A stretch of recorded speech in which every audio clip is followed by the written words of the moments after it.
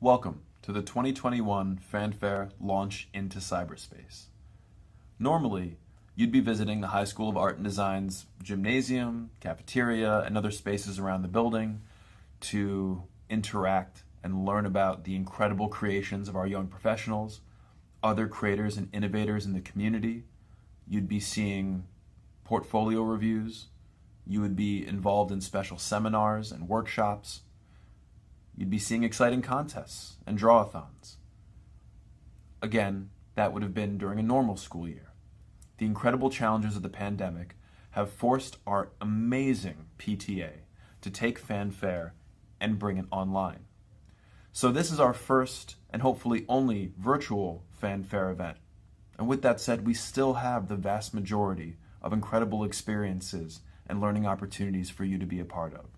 We're incredibly proud of what our PTA and larger school community have put together and can't wait for you to join us throughout today and the next few days as each one offers unique and special events. Be safe, be well, most importantly, enjoy yourselves and be part of our community. All right, I'm all set. So this is going to be Gregory Miller talking about his career as as an artist and talking to the other students about how you may envision the career going. I thought it was very good. Here we go. Me personally, because it's not good. All right, here we go. Let's make it up there.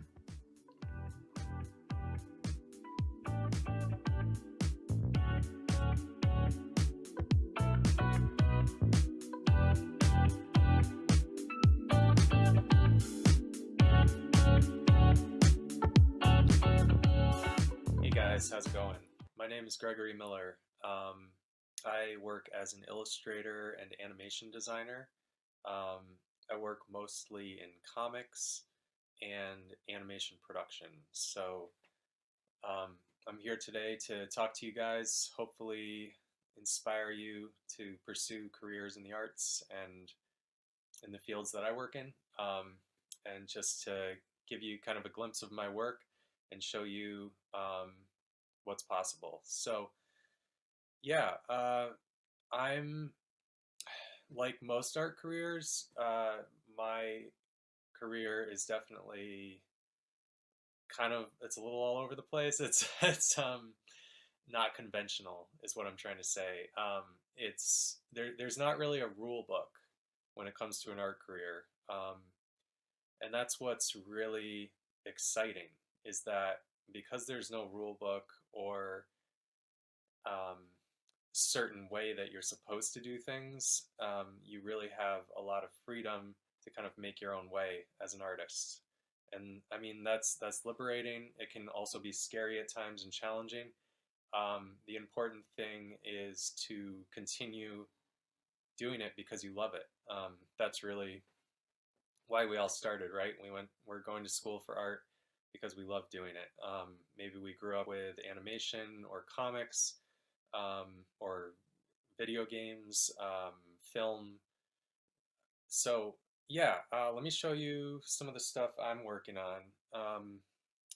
My kind of big passion project that I've been working on for the last few years is my comic series, The Tales of Reverie. So right now I'm at about page 64, full color illustration. This is my own project that I wrote and illustrated. I do this and I sell it at conventions, and I put it out on the internet and I sell it online. And it's really a way for me to do what I love, because sometimes you can't do exactly what you love at an art job. You might be doing graphic design work and it might be really fun. It might be really exciting for you, but it might not be what you definitely want to do. So um, this has been just my way to continue doing personal work that I care about. One of the most exciting things I've done uh, while working for someone else for money is I was a background illustrator on The Midnight Gospel on Netflix. So I worked with Titmouse Animation in New York, and I illustrated black and white line work backgrounds. So as a BG layout artist, you're required to create backgrounds in the style of the show. So if you guys are looking to get into animation, I definitely recommend trying to replicate some styles of what's out there, what's popular. For the Midnight Gospel, we had kind of it's created by Penn Ward, if you're not familiar, the creator of Adventure Time. So it has a little bit of that feel to the artwork, and it was kind of, it had its own unique style, and it really meshed well with my personal style. So that's why I was chosen as one of the background artists. I say I was chosen because I had tested for Titmouse and not gotten a job probably 4 times before I finally got a job on the Midnight Gospel. And I had other previous animation experience. When I first got out of school, I was a background artist on a Cartoon Network Adult Swim show. It was called Type Bros. Unfortunately, it never aired, but we got paid for a year and a half to do art. So, and I made some great connections. So I just want to be real with you guys and honest about kind of sometimes it can be a little bit of a roller coaster, the industry. And, you have to be able to roll with the punches and keep pushing, keep putting your stuff out there. Even when you have an amazing gig like the Midnight Gospel, you're still kind of looking around. You're like, well, this is going to end eventually, so how do I, you're networking with the people you're working with. You're trying to make sure that you can continue to get great work. And I guess I'll quote one of my favorite writers, Neil Gaiman. There's 3 really important things about getting creative work, and they are being a pleasant person to work with, being good at what you do, and always meeting deadlines. So what he says is you only really need 2 of those. So I don't want to totally rip him off, but if you are meeting your deadlines and your work is good, it's okay if if you're a little unpleasant at times. I shouldn't be saying that, but basically, if you have 2 of the 3, no one's perfect. Just try your best. So yeah, comics is one path that I could have taken, and I do take as an indie creator. But when it comes to making money, surviving financially, I have found that it's good to have not all my eggs in one basket, if you know the phrase. Basically, I work on animated shows. I also do things like sometimes I will critique students' portfolios, which I think I'll be doing at this show. So come and see me virtually. And, I get comic gigs, but they haven't been totally consistent. So sometimes when you're starting out, it's important to do a lot of different things. And having a day job is totally okay at times. I've had to do things I don't want to do, but we all want that dream job, right? So another really cool gig, actually probably my first really exciting job, was when I illustrated my first comic, Shiprock and Anchor Dog. This is a comic about 2 dogs. It's a children's comic. It's very whimsical, fantasy. I was hired by someone I actually went to high school with. He commissioned me. My friend Evan, he's a musician for children, actually. So he was looking to make a comic with his characters for years, and we kept in touch. So that's why keeping in touch with people is so important. especially people in the arts. Somebody you know now could be giving you a job down the road. This was my job for 8 to 9 months, this comic, which is way too long to be making a comic of this length. But it was my first comic book, and it was an amazing experience. It helped me drive to California and live out there for a year. And then I was doing studio work out there. So, yeah, uh, sometimes you can do covers. This was a variant cover I did for my other friend's comic. Oh, sorry, the camera is. Um, my friend does this comic about dinosaurs called Voracious, and he asked me to do a cover. So this is a variant cover. This was the first time my artwork was in a comic book store, which was super exciting. Uh, I met this guy. I call him my friend now because he is my friend, but we met at a convention. So if you're into comics and animation, maybe you guys are already exhibiting in conventions. I'm sure Fanfare, some of you are exhibiting in that. So that's a great start. Definitely keep applying, keep sending your work out to new conventions and shows, because you can really make a lot of opportunities. I've gotten a ton of commissions at conventions that have paid for the whole convention. I've sold originals um, that have paid for me to drive to North Carolina and back to HeroesCon 3 years in a row. Uh, yeah, and another really important thing is just keep, even if you get into a job where you're like drawing all day or designing all day, it can be draining at times, and you might not want to draw your own stuff anymore, and you might feel like how I felt, where I felt like there was this void inside of me that I needed to fill. Like, why wasn't I doing my own work for a while? So definitely keep a sketchbook. These are some of my creations. Um, Even if you do like a quick drawing every day, my goal right now is to become a character designer for animation or games. So I'm doing a lot of character work, and it's always kind of been my dream, which is funny because I never drew backgrounds in school. I only drew characters, and that was something that I had to learn the hard way when I got out of school and I was offered a background designer job. And I basically had to learn to use a Cintiq and um, learn to work digitally. And because I'm old and we didn't work digitally when I was in school, or we did, but like I didn't pay attention because I was just drawing on paper.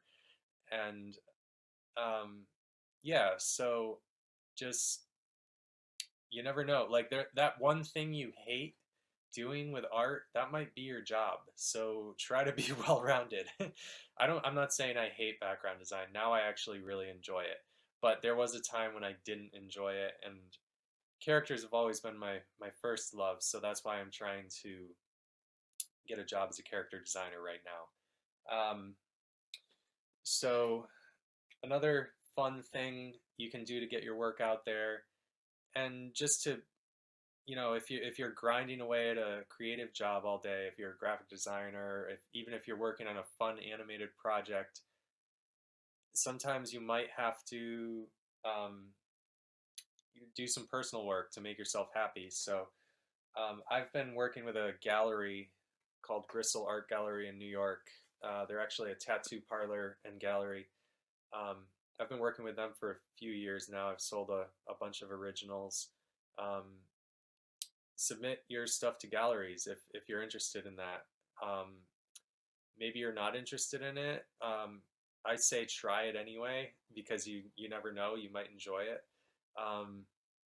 A recent show that I made a piece for that I was really, really excited about was the show was called Saturday Morning Serial, and maybe you guys are too young to remember, but back when I was a kid, cartoons were on Saturday morning, and you'd eat cereal and you'd watch cartoons. So that's where the name of the show comes from. So it was a really nostalgic gallery show where we were supposed to recreate cartoons or things that inspired us from animation from when we were kids. So this was my interpretation of a cartoon called Ah Real Monsters on Nickelodeon. It ran through the 90s. Um, Obviously, the characters they don't look like this on the show totally. They kind of, they resemble this, but I gave it my own flair, my own creative spin. And that's what's fun about gallery shows, because somebody might see this and they might buy it, and it's another good way to get your work out there. So I hope you guys have enjoyed this talk. Feel free to reach out to me anytime if you have any questions about an art career. I love giving advice to young artists because I feel like I struggled a lot and went through a lot to get to where I am, and I want to help others. So please feel free to reach out. I'm on Instagram, Gregory Miller, with 2 E's, so GregerYMill. Oh, it's right up there, that sign, Gregory Miller. So that's my Instagram, my Twitter, and my Facebook. And thanks so much for coming. I hope you guys have a great fanfare. Have a good day.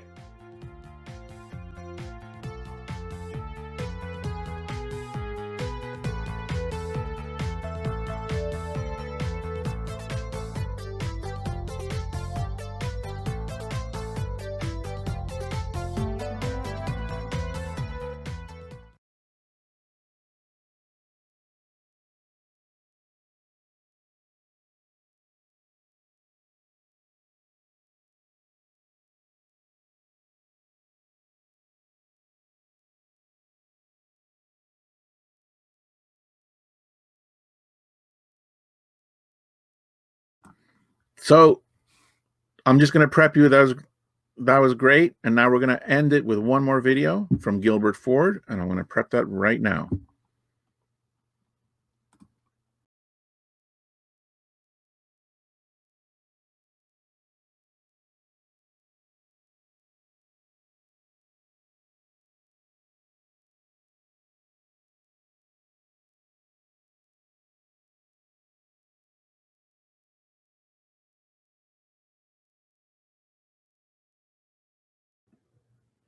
Hello, everybody. I'm about to start the presentation. Let me just quickly share the screen. I am Gilbert Ford, and I'm happy to be here today at Fanfare. I will start off by talking about my years at Pratt. I went to Pratt from 1996 to 2000, and I graduated, and I was trying to figure out what I was going to do for a career. And I took a couple of jobs. One is a scanner operator, just pressing scan on a scanner and for a publishing magazine. And then I was also a poster dealer and a busboy. But I ended up finding a job in 2003 that suited me pretty well at a giftware day job called Gallison. And I made educational toys. So some of them were stickers and stationery sets like the one you see before you for robots, or greeting cards, or even 3D puzzles. This was Bugs in a Box, and you could assemble the animals with the puzzle pieces. But the job that I loved doing the most at Gallison was activity books. And this is a front and back cover of an activity book that I worked on that was 128 pages. And I had to come up with 128 activities for these kids to do. And it was the first book I started working on. And after I finished this activity book, I realized, I was like, wait a second, I really want to make books. Like, this would be really great. While I was working at this day job, I was also illustrating editorial assignments for magazines and newspapers on nights and weekends, and doing the occasional book cover for publishing clients. And I ended up becoming more well known for covers for middle grade books. What I became known for was doing the front and back cover, the wraparound cover of a book cover, as you'll see in the 3 Times Lucky picture down below with the bottle. And then also books like Snicker of Magic and Mr. Limoncello's Library and others became really successful, and it ended up solidifying the way that middle grade book covers looked during the, I guess between 2010 and 2020. So for about 10 years, I was getting assignments doing these kind of book covers. What was most well known with the middle grade books were the Secret series, which is at the bottom of the page. And you'll see the name of this book is Secret and a question mark to the far left, and then a bunch of books that came after. And those did really, really well. And that pretty much solidified me as someone that was good at doing middle grade novels, illustrating them. These are some of my sketches. So when you get an assignment from an art director or an editor, they'll ask you to do a couple of sketches. For this project, it was a scary story collection, and there was volume 1 and volume 2. They wanted me to tie the two books together with something but make them different enough. So I decided to kind of hide a skull somewhere in the illustration and then make up the skull with various parts of the story. I also had to do the title treatment. So the name of the series was Short and Shivery 2, and I had to come up with a way that would make the cover readable, but also kind of feel like it belonged with the cover. This is how the series ended up looking. And as you can see, the skull is there with the various kind of objects that make up the skull and from the story. Okay, so while I was doing illustrating middle grade novels, I was also illustrating picture books. And I had done maybe 2 fiction picture books, but it wasn't until Mr. Ferris and His Wheel came out that that work really began to pick up with nonfiction picture books. Now, with a nonfiction picture book like this, which is about the invention of the Ferris wheel in the 1890s World's Fair, I had to do a bunch of research. So, some of it is reading books that came out during that time period, like The Great Wheel, about the Ferris wheel and the World's Fair, and then also finding other children's books that were about the same topic, and then also digging into old-fashioned journals and different things to get the way that people dressed back then, because they dressed very differently than they do today. This is what a sketch would look like when I would send it to the editor or the art director. And if it goes through a bunch of changes, which it usually does, that can take a little while. But say this was the one that they approved, then I would move on to the final. Now for this particular book, I used a light table, and I would trace back over the characters with a pen on tracing paper, like so, and then scan them. And then I also worked on the backgrounds in watercolors and the foregrounds in Adobe Illustrator to make them sharp, crisp edges. And I would put all of those elements together in Photoshop. And you can see to the bottom right, all of the layers, the little white boxes. Those are the layers that were involved in making this art. And then this is how the piece ended up printing. So I'll show you just a couple more pictures from the book. You can see the watercolor backgrounds with the Eiffel Tower, and a little bit more scenes of Paris. And I guess this was actually probably from Chicago. And then that's it. So after I did this book, I worked on The Marvelous Thing That Came from a Spring, which I wrote, and it's about the invention of the Slinky. Now there's something different about this book than my others, and that is that it's done in dioramas. So I'm going to show you a video of my process so that you can get an idea of what it's like to work on this book, and also what my studio looked like, and the apartment that I lived in Brooklyn. So here we go. Hi, I'm Gilbert Ford, author and illustrator of The Marvelous Thing That Came from a Spring, a picture book about the story of the inventor of the Slinky. The thing that makes this picture book different from my others is that it was illustrated entirely in dioramas. Before I started writing and illustrating books for kids, I designed and illustrated educational toys. I drew everything on the computer and then had it printed and die cut so that it could later be assembled into 3D objects by the children. When I began The Marvelous Thing That Came from a Spring, I used the same technique I learned while designing the toys for this book. After the sketch was approved, I had to figure out how to transform a 2D illustration into a 3D diorama. First, I designed the houses in Adobe Illustrator that would be printed, cut out, and later assembled. After I designed the 3 houses and their folds, I exported the files to Photoshop and added the line work.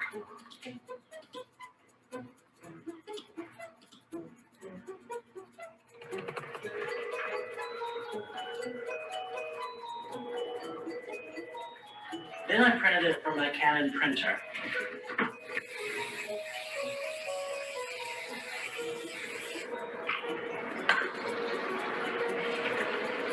Then I sprayed the print and mounted it onto Bristol board so that it would be strong enough to stand upright.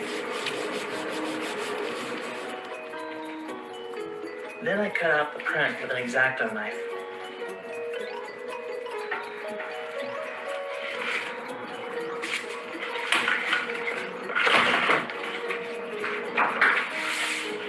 Then I scored the flaps so that they would be easy to glue down by pressing lightly with the X-Acto knife. After it was scored, I folded the creases until it fit the shape of the building and glued it down with a glue stick.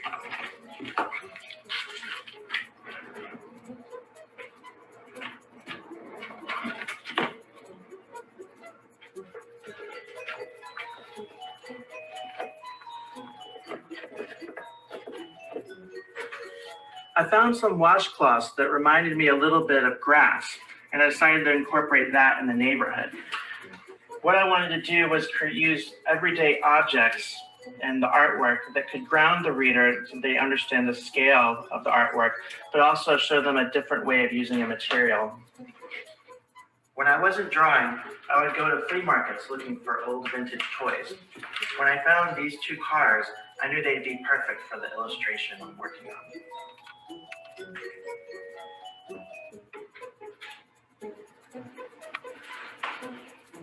Once I made a setup, I added the old cars and then I had it photographed. Later, I took the photo in the Photoshop and added in the background. For anything that was too difficult to cut out for the model, I reserved it for last for drawing on the Wacom tablet in Photoshop. This is how the image printed for The Marvelous Thing That Came from a Spring.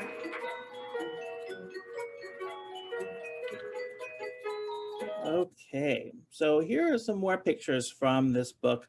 You'll see to the illustration on the left with the Richard James sitting at the desk is a trash can made out of a Cool Whip cap.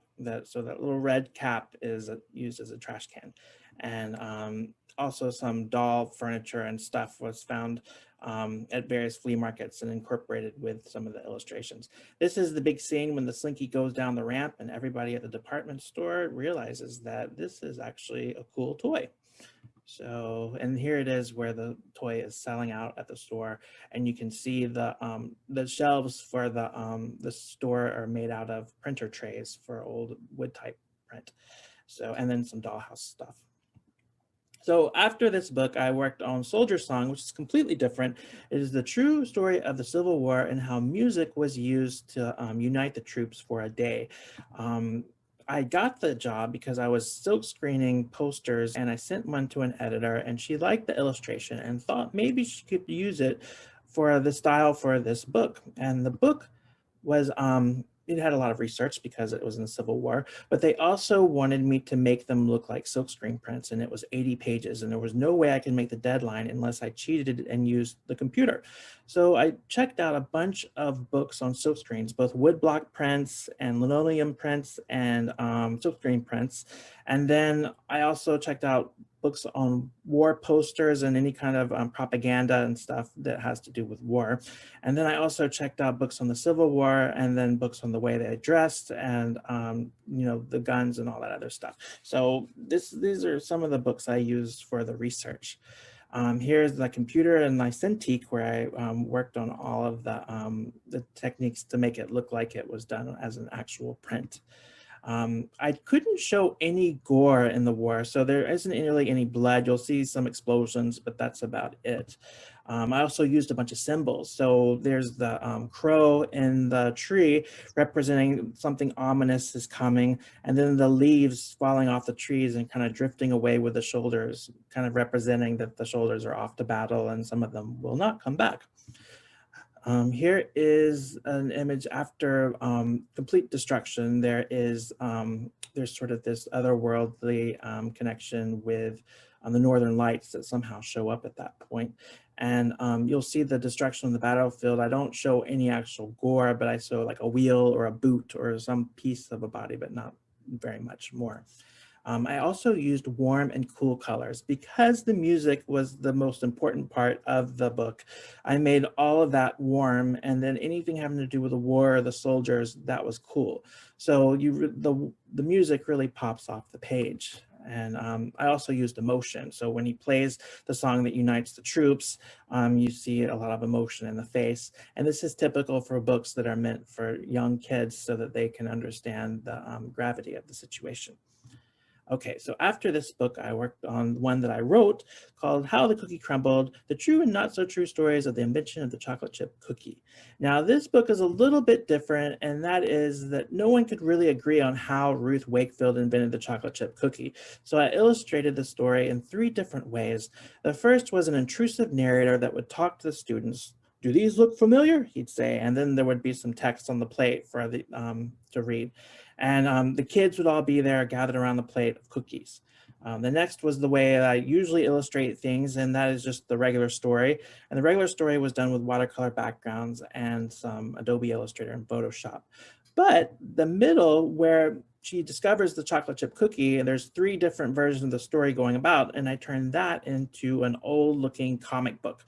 So was it a mistake? Did the chocolate bar land into the dough and just magically make these chocolate chip cookies? Or did Ruth really know what she was doing?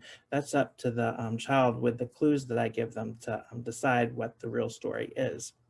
After that book, I worked on Alice Across America, which is the nonfiction book about the first all-female road trip across the United States. And here are just some of the images from that book. You can see I like to draw old cars. So other books that I illustrate are chapter books, and chapter books are usually longer. They're meant for 9 to 11-year-olds, and they're about 100 pages. The 2 that I worked on together in a series is called Itch and Rotten. Itch was everything that could make you rich, anything from lice to like bed bugs to, I don't know, just anything nasty. So illustrating it was sort of a nightmare because I had to look up all these itchy creatures online and come up with humorous and fun illustrations to make them palatable for everybody else. So here are some of the images from that. I also photographed old bug boxes and stuff with ephemera to kind of give it an old science project look. And then I added the illustrations on top. And then the nasty mosquitoes can be portrayed as like a femme fatale from an old 30s movie from like, or Disney Silly Symphony cartoons to kind of give it the a more humorous look to it. So here are the prickly practice, and then here is some more with the mosquito and her babies and the baby carriage and just the different tabs that go along with the book. For Rotten, I also had to deal with anything that was filthy or nasty. So that was sort of difficult. I was a little bit worried about taking the assignment because it was so different than my prettier illustrations. But as you can see, you can, anything from worms to poo. And then the left, you'll see why do dung beetles love dung, which is basically poo. And you see these bugs living inside these high-end apartments that are made out of poo. So you have the dwellers, the tunnelers, and the rollers. And I think while I was doing this, I was a little bit scared that this would, I don't know, I didn't know how people would take it, but whenever I go to a book fair and have to sell books, this book is easy to sell once the kids realize there's something filthy in it. And they suddenly want to get it. And since it's science, their parents like it. The last chapter book I illustrated came out recently back in January, and it's From Here to There, Inventions That Change the Way the World Moves. It is 9 stories about inventors.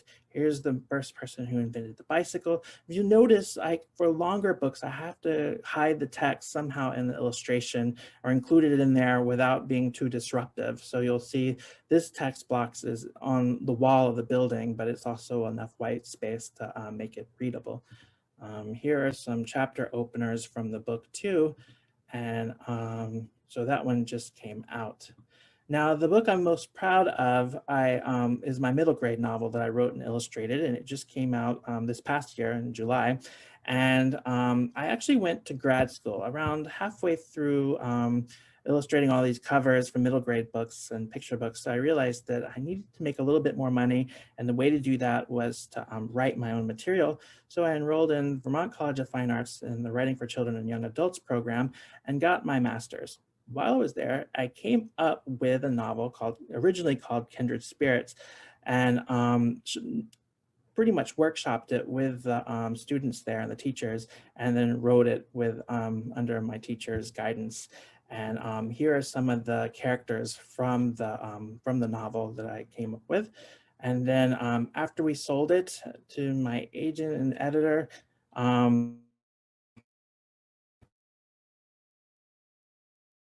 place in Clinton Hill, Brooklyn, and it looks just like Clinton Hill, Brooklyn.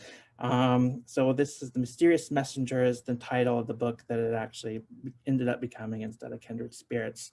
And I'm going to briefly show you my process for painting it while I talk about it. So here I am illustrating the 36 interior illustrations that went inside the middle grade novel.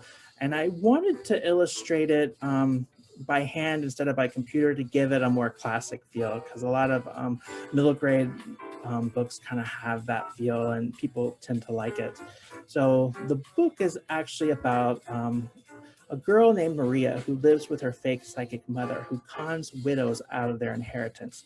So one day during a seance, the mother cons a widow out of her inheritance, and Maria is contacted by a spirit who tells her to follow the widow home and find treasure hidden inside her apartment. So that sort of begins the story of Maria sort of learning between right and wrong, but also making friendships along the way, and becoming acquainted with this widow who is, I don't know, she's sort of a girl of the 50s and was there's sort of a mysterious past about her too. So that is sort of the novel. Let's see, so we've got a little bit more ways to go on the illustration, not much, but I ended up enjoying doing this book. 36 illustrations were done within about a month and a half. I did them and then mailed them off to the publisher, and yeah, it ended up being a real fun job to do. So here we are finishing the story,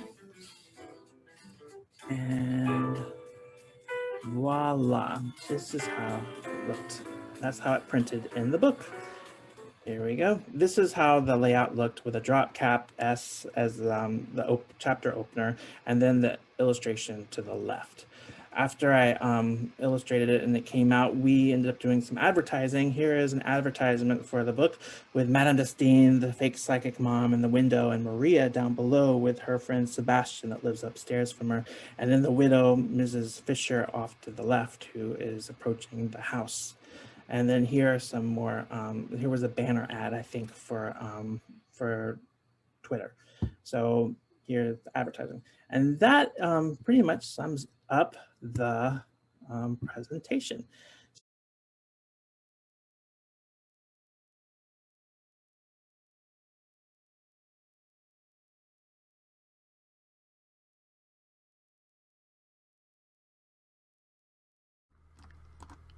Yeah, the event that people are enjoying, it was produced by the High School of Art and Design PTA, which is this amazing group of parents. Many of them are working professionals in the creative fields themselves. And so we did tap into those filmmakers and graphic designers to help us. But basically, they're just really driven to give as much as they can to the students of the high school, coming from every neighborhood in New York, from Staten Island to way out in Queens to the Bronx.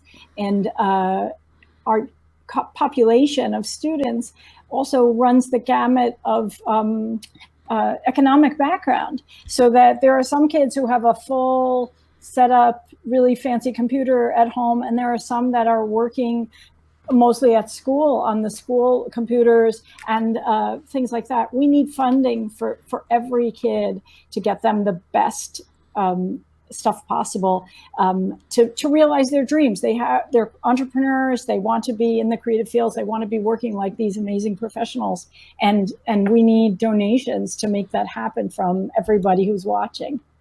This is a great slide because it shows, how much your donation could really mean in reality. A dress form. Everybody in our fashion design major needs a dress form if they're going to be able to sew at school and make a proper garment. Can you donate that?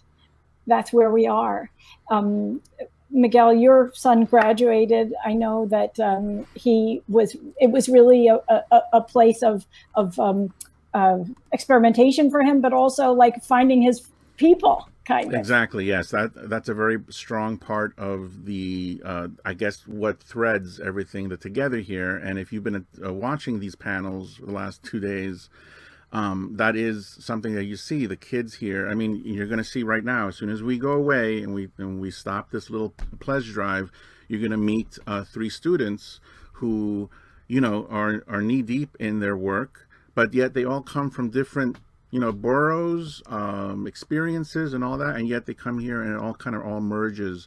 And I know in speaking to alum and teachers, of course, that have taught and continue to teach there at the school, it's one of those I guess the driving points about it is that the commonality is that they're creative, and yet they're all coming from different parts of just like you're saying, the economic strata, the cultural strata, the different viewpoints and all that. And if that is exactly what we need, right, is just have these people fostering this creative energy and getting something that's really great out of it. One of my old stories is that regular schools, not to downplay funding for them, but if this is a math or science school, you're just buying more graph paper, more pencils. I know I know that's not really what it is, but still.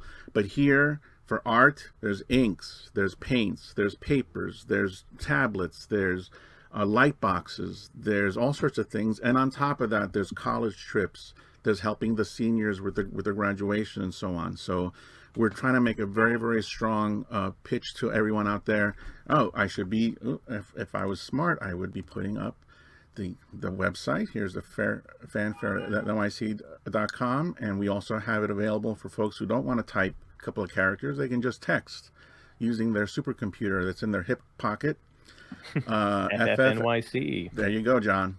44-321. There you go. So we don't want to hold up anymore. I know the Joanna, if you want to have anything else. Just that, not to go too strongly, but I think that there are so many people out there saying, I want to make a difference in the world. And this is an urban high school serving kids from all different backgrounds and economic stratas, and from all over the city. You have an opportunity to make a difference in the world and encourage and inspire future designers, architects, fashion designers, and photographers, filmmakers. And so this is your time to go into your wallet, get out the credit card with the highest, that you have the most money on, that you can put the most money on, and make a donation. This is the time to do it. That's great. And if you donate to just those math and science high schools, you're just going to wind up with an Elon Musk trying to send your kids to space. You know what I mean? You don't want that. You want them creating stuff here on Earth. Beautiful landscapes and pictures and drawing and art. You don't want them going to Mars. And then pack it into the space shuttle that goes up to Mars. Yes, exactly. A time capsule, if you will, something safer. But that's it. I mean, you're using designs every day. We're wearing it. We're interacting with it. We've got it on our wall. this is what makes you a life richer, and you have the opportunity to make it happen.